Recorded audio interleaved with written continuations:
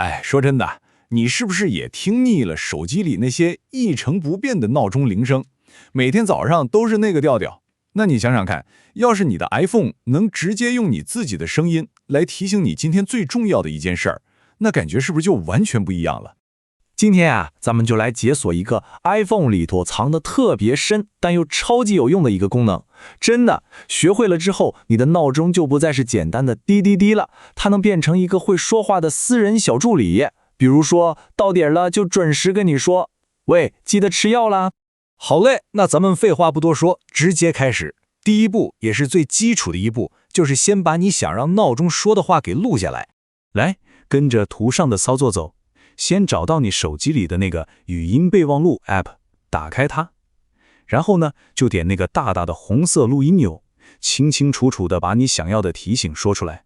比如说，该出门去健身房了，或者下午3点有会，别忘了。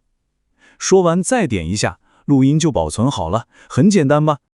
OK， 录音现在是有了，但是它现在还只是一个普普通通的音频文件，闹钟还不认识它。所以啊，咱们下一步就得给它来个华丽变身，把它变成一个闹钟能用的铃声。你看，就找到你刚刚录好的那条语音，点它旁边那3个小点儿，会弹出一个菜单，选共享，然后在这个共享列表里滑一滑，找到一个叫铃声的选项，对，就是它。点进去，随便给它起个名字，方便你自己记住，然后点导出。好了。这一步就搞定了。哎，注意了啊，敲黑板！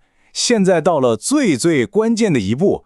我跟你说，好多人都不知道这个小细节，结果就踩坑了。所以相信我，这一步你千万不能跳过。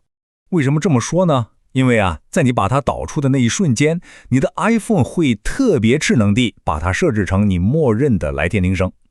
你想象一下那个画面，你正在开会，老板一个电话打过来，结果你手机大喊一声，记得晚上回家倒垃圾，那场面，得多尴尬呀。所以呢，咱们得马上动手把它给改回来。打开手机的设置，找到声音与触感，然后点进去找到电话铃声，你就会看到列表最上面的就是你刚创建的那条语音。别犹豫，赶紧把它换回你平时用的那个铃声，这就安全了。完美，到这儿，所有的准备工作就都做好了。那接下来就是见证奇迹的时刻，咱们来正式创建一个会说话的专属闹钟。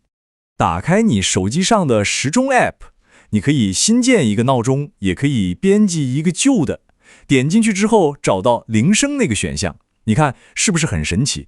你刚刚录的那条音已经乖乖地待在列表的最上面了。没错，选中它就行了。哦，对了，最后再教你一个锦上添花的小技巧，别忘了给这个闹钟设个标签儿。比如说，你的录音是该吃药了，那标签儿你也写上吃药，这样一来效果直接翻倍。你看，这么一设置，你就等于拥有了一个超级给力的双重提醒系统。到时候闹钟一响，你不仅能听到自己的声音在耳边提醒你该干嘛，一睁眼儿还能在屏幕上看到白纸黑字的提示，听觉加上视觉，双管齐下，这一下再重要的事也忘不了了吧？怎么样？是不是感觉像是发现了新大陆，这玩法可就多了去了？你可以录个到点喝水，或者准时下班，别卷了，甚至还能录一句特激励的话，每天早上叫醒自己。那么问题来了，你打算设置的第一个会说话的提醒会是什么呢？赶紧去试试看吧。